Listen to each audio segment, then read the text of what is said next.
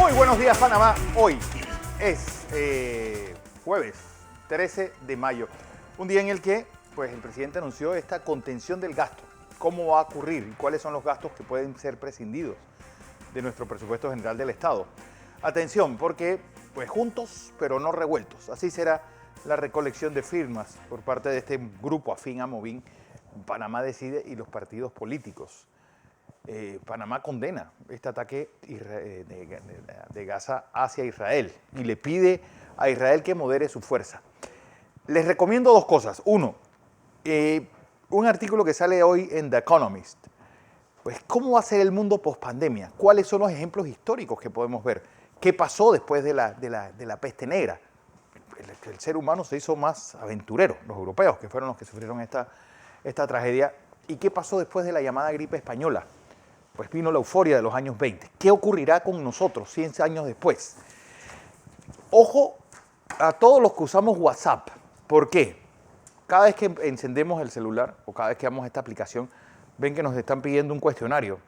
Pues, ¿qué pasará el sábado? Que se vence si usted acepta o no las condiciones de WhatsApp. Vamos a hablar un poco sobre eso también. Pues Maduro dice estar dispuesto a reunirse con Guaidó bajo la supervisión de Noruega.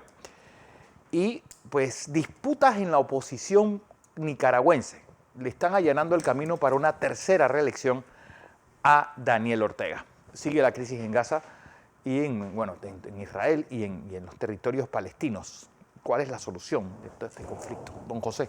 Buenos días, Fernando. Buenos días. Buenos días a toda nuestra audiencia y a usted que nos sigue en radio en KW Continente y en Canal 21 Next TV. Una pregunta sencilla. ¿Usted cree que quién va a ganar en Nicaragua con estas normas que están establecidas? El mismo de siempre. ¿Quién usted cree que va a ganar las elecciones en Siria? Es que ya hay elecciones. Sí, hay una ahora Sí, ahí no hay más, y que 99% de aprobación. Contra el compañero Bashar al-Assad. Esas son cuando las reglas están hechas para alguien. Sí. Aquello de los partidos únicos, que la democracia, no existe democracia con partido único, nunca ha existido. Bueno, muchas cosas que contarle, hay noticias que acaparan la atención del mundo.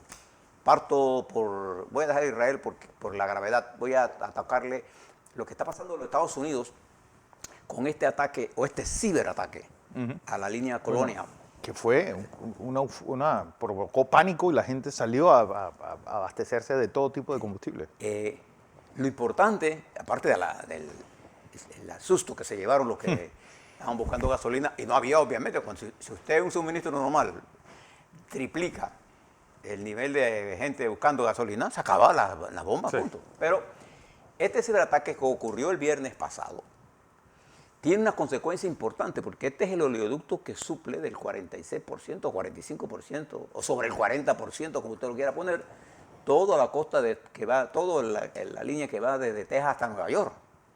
Y provocó esto que dijo Fernando, un pánico en la gente por tener el tanque lleno. Acuérdense que los Estados Unidos no son un país chiquito como nosotros. Si usted se va de Virginia a Texas, le tiene que echar tres tanqueadas. Por lo menos. Y la gente se mueve interestatalmente. Solo atravesar Texas te toma son 17 horas. Desde Luisiana hasta Nuevo México. 10 horas más o menos aproximadamente.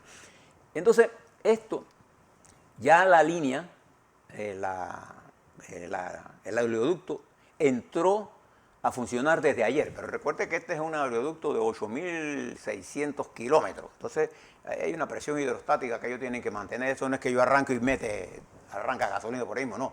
Ellos tienen que hacer balance, tienen sus estaciones, tienen que ir balanceando el nivel hidráulico, la presión hidráulica que genera el flujo. Y todavía no tenemos claro muchas cosas, ni en los Estados Unidos, pero hay cosas que ya se saben. Primero, que estos extorsionistas están actuando en muchas empresas en el mundo y en los Estados Unidos, pidiendo millones de dólares. Esta empresa se dio cuenta y como vio el ciberataque, pudo paralizar todo y aparentemente no pudo obtener las cifras y los números que querían. Ellos lo que quieren es la información confidencial para chantajear.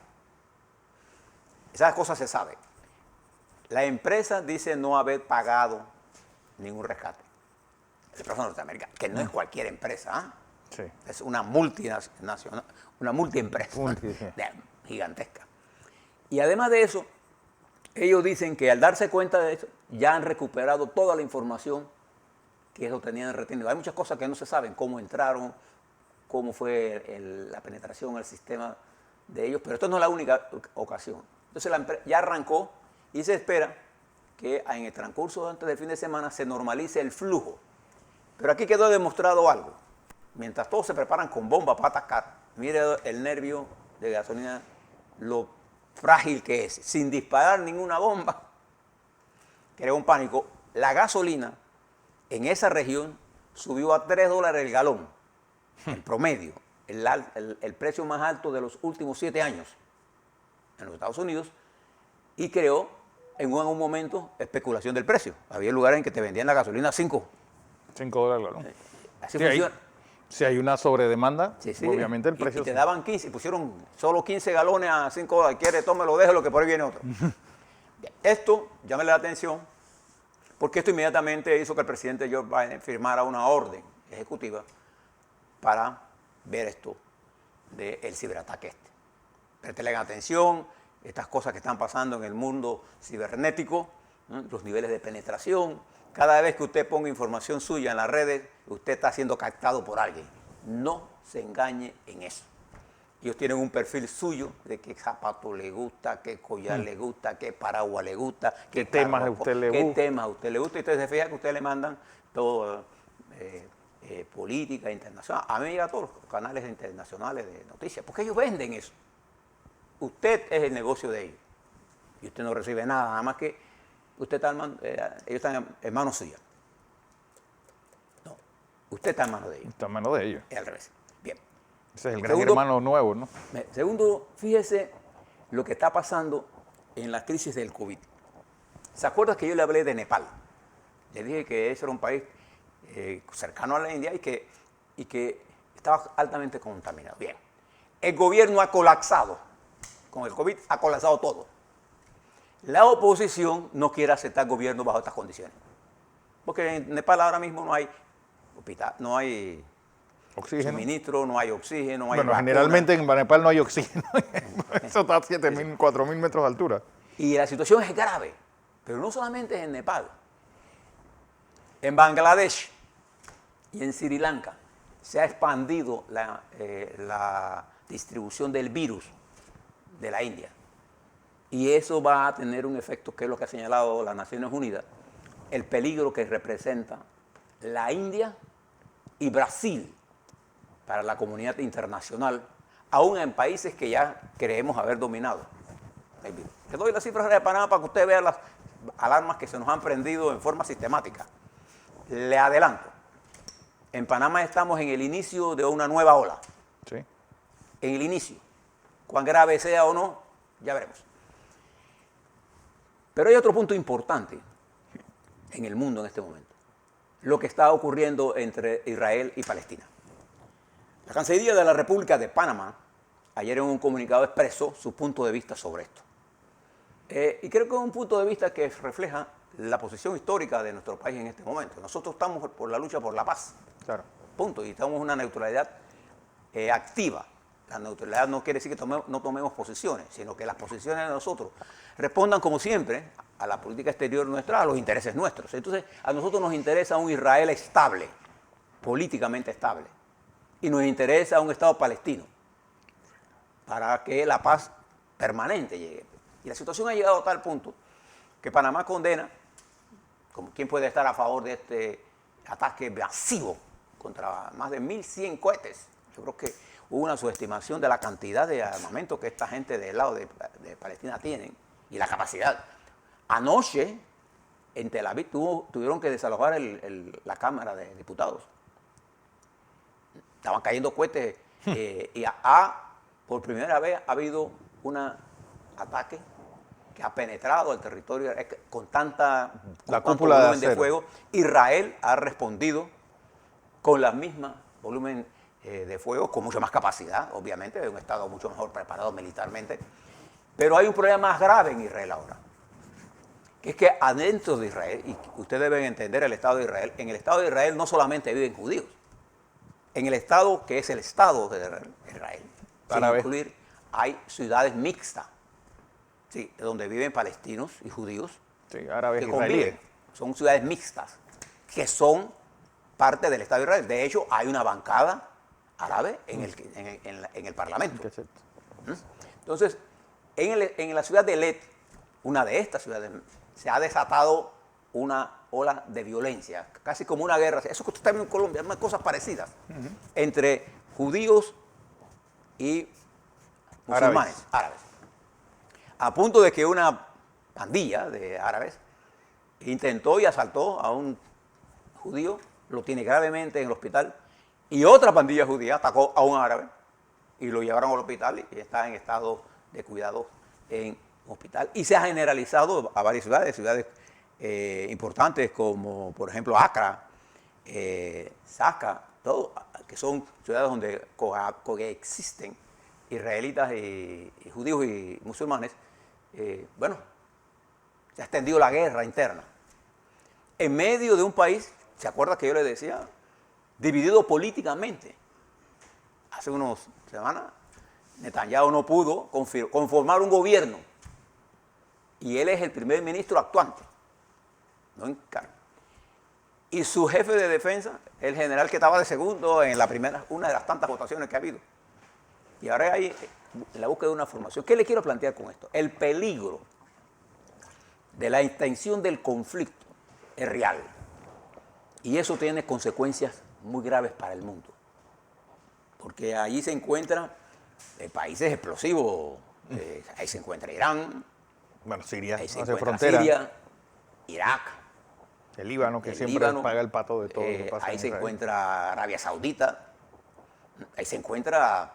y el mundo árabe en general puede reaccionar de una u otra forma en medio de toda esta confusión, en medio de todo esto que está creando, todo este nivel de frustración que genera la pandemia. Entonces, el llamado de Panamá, de nuestra Cancillería, es el llamado correcto. Hay que buscar una desescalada de esto, lo que está ocurriendo. De hecho, el presidente Biden está enviando un negociador, un mediador, para primero desescalar este conflicto. ¿Qué significa eso? Que pare los bombardeos de los cohetes de Hamas contra Tel Aviv y que Tel Aviv detenga su ataque. Y es la primera cosa que se debe lograr. Y después que Israel pueda atender con su capacidad de organización de Estado los problemas internos. Tenemos que evitar el caos, porque en esa región cualquier loco dispara un cohete equivocadamente y tenemos un conflicto generalizado. Eso es un problema serio que se está desarrollando en este momento, que ya Panamá tiene una posición consistente con nuestra posición histórica de rechazar la violencia como forma de resolver los conflictos y nuestra solidaridad con el pueblo. Con el pueblo judío y con el pueblo palestino, porque aquí ¿quiénes son los que mueren? A ver, niños de ambos bandos, no es que están muriendo niños árabes y no, están muriendo niños árabes y están muriendo niños judíos, israelitas. Igual adultos, ya hay muertos de bando y bando. Y eso, cuando eso llega a esos niveles, yo nunca había visto este nivel de escalamiento. Ni la del 2000. Esto ha sobrepasado las expectativas. Y el peligro entonces es mayor. Sí. Entonces, nosotros debemos adoptar como nación una posición de equilibrio, de la búsqueda de la paz. Yo les recomiendo que vean la entrevista que le hizo Christiane Amanpour a la señora embajadora de Israel en el Reino Unido, con una capacidad política y de conocimiento geopolítico. Esta embajadora explica la crisis desde el punto de vista de Israel muy sensatamente, pero además ella dice, nosotros estaríamos dispuestos a desescalar esto. Y le voy a decir algo para que usted mire esto.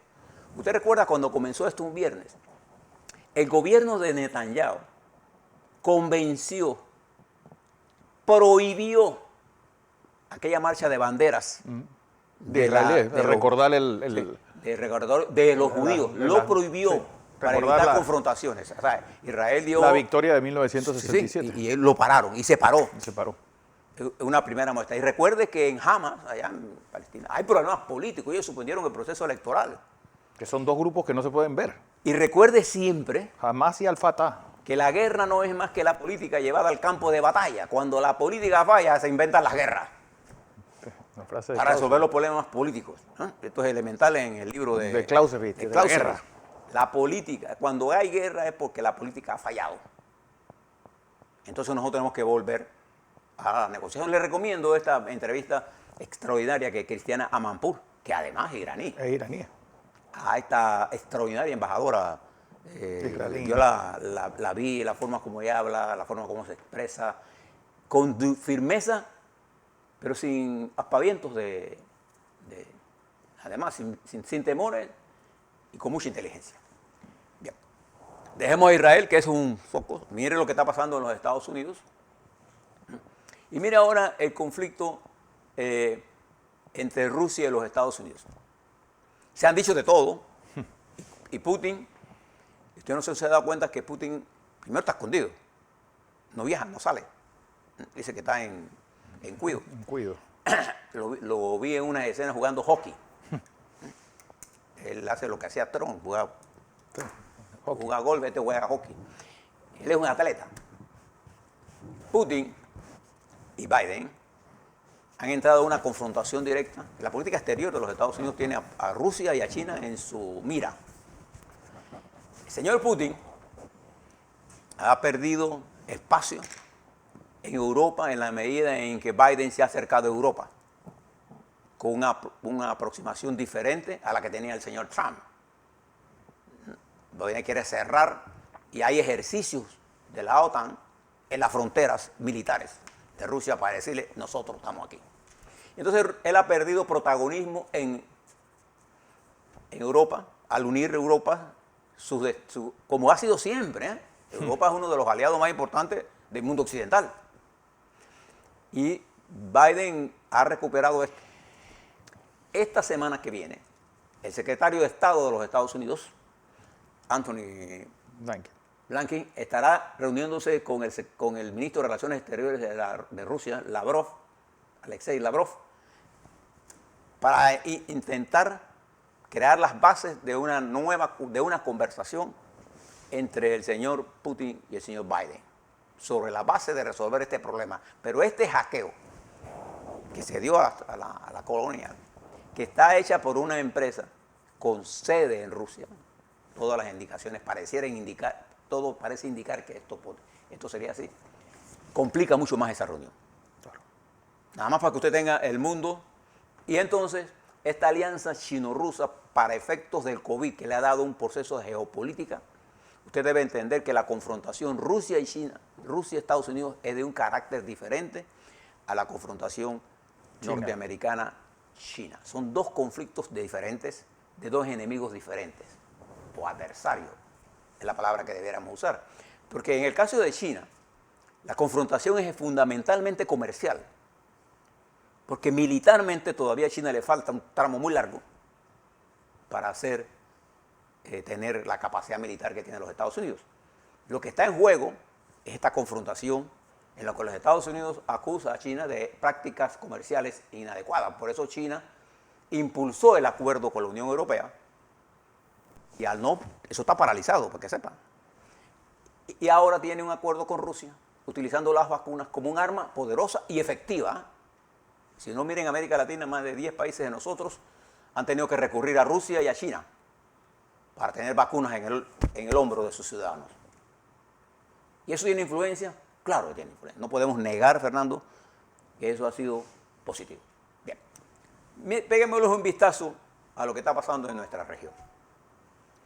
Recuerde que este fin de semana, a partir de este sábado, tenemos elecciones en Chile. 15 y 16. Tengo un pronóstico. Yo no tengo la menor duda, dado el nivel de atomización de las fuerzas que surgieron a partir del movimiento del año 19, en octubre del 19, que fue multitudinario, igual que ustedes en Colombia. Pero cuando fueron al proceso electoral, que es este domingo, ellos están fragmentados, mientras los partidos tradicionales, entre los que se encuentra una izquierda de que todavía no sé si es izquierda de verdad, o de una derecha, con nuevos partidos, yo creo que ellos se van a quedar con la mayoría de los 155 delegados constitucionales. Pero va a haber reforma constitucional, va a haber reforma constitucional. Van a borrar del mapa la pinochetista. Ellos se dieron cuenta que con esa constitución no iba para ningún lado. Y la requiere. Y va a haber ajustes estructurales. Lo que va a haber es a mi juicio, una derrota del movimiento nuevo por su incapacidad de entender que la política es el arte de la unidad. En la política usted tiene que borrar dos operaciones matemáticas, restar y dividir. Y lo que tiene que hacer es multiplicar y sumar. Todo el que resta y divide está perdiendo la política. Sencillo. No hay cosas, esto lo sabe, bueno, Maquiavelo, le hace el príncipe. La gente habla de Maquiavelo, Fernando, sin conocer. Sin conocer, hombre. Que La gente sabe la frase del fin justifica los medios, que nunca la escribió Maquiavelo. No, sí. Es una frase un invento de Napoleón, escrita a pie de página de su edición del Príncipe. Sí, que es tremenda. Hombre. Comentario. Usted quiere leerse, Maquiavelo lea los comentarios de Napoleón en esa obra. Dos genios con visiones diferentes. No, uno teórico y otro práctico. Y el otro le decía, cuando decía, Maquiavelo escribía, tú conoces al príncipe por los ministros que tiene, entonces Napoleón decía, ese soy yo, con ministros malos. Entre otras cosas. Bien, se la recomiendo, esas dos obras hay que ir ahí a los clásicos. Bueno, le expreso esto, porque en Chile, este es el escenario que es el 15 y 16. Recuerde que como una votación de alcaldía, de autoridades locales, gobernadores, y hay 5 votaciones. Va a ser una votación lenta y sus resultados van a estar parcialmente. Y va a ser difícil entenderla hasta que tengamos cifras por allá por el lunes, martes o miércoles. Sí. Pero mi pronóstico es este. Ahora movámonos un poquito a Perú. Hay elecciones en Perú. Me quedan unos minutos. Hay elecciones en Perú. Y le voy a dar un dato. Primero, las campañas de Perú Libre y Fuerza Popular de Keiko Fujimori y de Pedro Castillo ha llegado al acuerdo de hacer 2 debates. Ahora se están discutiendo si lo hacen frente a un penal o si lo hacen...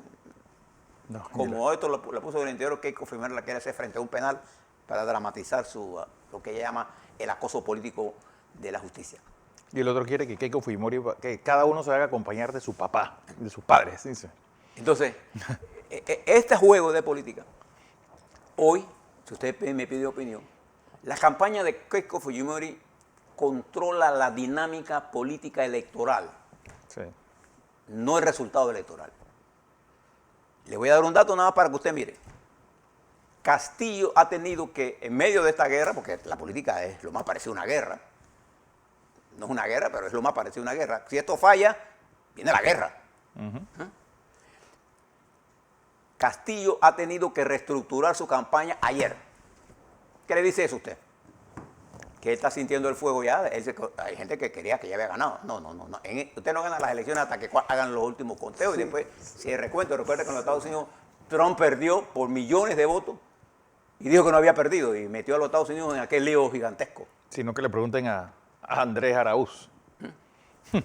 que vendió la vaca antes de matarla. Entonces, en Perú, la situación indica una dinámica favorable a Keiko Fujimori. Las razones son múltiples y una dinámica de pérdida de vapor de la candidatura de Castillo. Sin embargo, hay 27% de gente indecisa. O sea que esto es una elección casi impredecible, pero se puede mirar la dinámica política. En Colombia, para los que tenían dudas, ayer hubo unas manifestaciones multitudinarias. Quiero felicitar al embajador de Colombia que ayer estuvo con nosotros aquí, que hizo una presentación. Acuérdense, Sí. Alguien estaba diciendo, bueno, ¿por qué está defendiendo la posición del gobierno? Es el gobierno, es el representante del gobierno de Colombia. El embajador es el representante del gobierno al que él está aquí, escogido por el presidente. Claro. Pero lo hizo de una forma... Sosegada. No, reflexiva. Me gustó la forma, además, como buen colombiano, tiene una vena de humor que nosotros los panameños hemos perdido. Pero lo hizo bien. Pero ayer hubo unas manifestaciones en muchas ciudades de Colombia. Y me llamó la atención, acuérdese que una manifestación son sus consignas. Usted cuando quiere saber qué es lo que quiere la gente que está mire las consignas. Y una de las consignas era el pueblo en la calle primero y después el presidente. Está pidiendo la cabeza del presidente. Sí. Entonces, este es un movimiento que o se desgasta o va a una guerra civil. Porque no veo forma de que la élite política entienda que hay que llegar a un acuerdo político. No lo veo. No están dadas las condiciones objetivas para eso. Y preste la atención, porque nosotros dormimos con ellos al lado.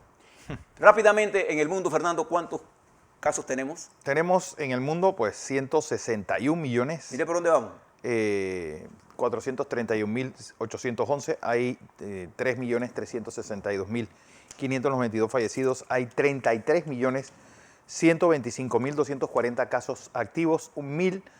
32.729.278 vacunados en el mundo y una tasa de letalidad de 2.08 es la del mundo. ¿Cómo está Colombia? Bueno, Colombia, vamos a empezar con Colombia. Colombia tiene 109.831 casos activos, hay 16.993 nuevos casos ayer con 490 muertos. Como decías, eso es una tendencia que va a ser esto es una tendencia, ya se montaron en los 400, que fue un hito que llegaran allí. Y ahora están llegando a los 500. Están casi más en 500. Sí, están llegando más cerca de los 500 que de los 400. Costa Rica hoy amanece con 55.721 casos activos. Al alza. Ayer tuvieron 3.173 casos con 26 fallecidos. ¿Brasil cuántos muertos? Brasil sigue con estos 1.016.674 casos activos. Ayer tuvieron 76.875 casos con 2.534 fallecidos. Con estos números, y si usted ve... Y Brasil una tasa de letalidad de 2.79. Si usted ve estos números, usted está indicando, como lo señaló el presidente Cortizo ayer, estamos hablando de un virus que mata. Y no nos engañemos. Nosotros estamos retrocediendo en la guerra, en la victoria, en las ventajas que teníamos. Ahora el lado de los números. Pero en la región, estos dos países nuestros, en el mundo, le cuento, mire la India y fíjese los países que les mencionaba. Bueno, la India 362.440 nuevos casos ayer, con 4.126 fallecidos. Y fíjese eso es una subestimación de la realidad. Sí. Hay en Nepal, Sri Lanka, 2 de cada 3 ciudadanos están infectados. 2 de cada 3. O han pasado por la enfermedad. Nepal tiene 101.634 casos activos. Ayer tuvo 9.238 nuevos casos, Bien. con 188 fallecidos. A la vuelta, vamos a ver las cifras nuestras. ¿Dónde estamos? ¿Dónde están las luces rojas prendidas? Perdón, amarillas prendidas. ¿Cuáles son las estrategias que ha ajustado el gobierno? ¿Cómo lo está mirando? ¿Qué cosas nosotros debemos preocuparnos de la pandemia? ¿Cómo está el asunto de las vacunas? Fíjese cómo ha respondido la gente de Panamá bien a la vacunación con AstraZeneca. Sí, sold out. Sí. Cambio y fuera, se acabó temprano. Esa es una estrategia correcta. Hay que ir al brazo de la gente, de la forma más sencilla. No le compliquemos a la gente si estás en la red, si no estás en el app, si se acaba de buscar a la gente, hay que buscarlo, hay que vacunarlos. Creo que es una expresión correcta. Sí. Y expresa mucho de lo positivo. También vamos a mirar un poco sobre la contención del gasto y los problemas que afectan a los panameños. ¿Y dónde están nuestros partidos políticos? Exactamente. Buscando cambios en el momento en que debemos abandonar la política partidaria de la preocupación por los partidos, sí, organizarlo, pero para entrar al debate, para discutir los temas que nos interesan a todos. ¿Y qué hacer con la economía? Un tema complicado. Complicado. Así es.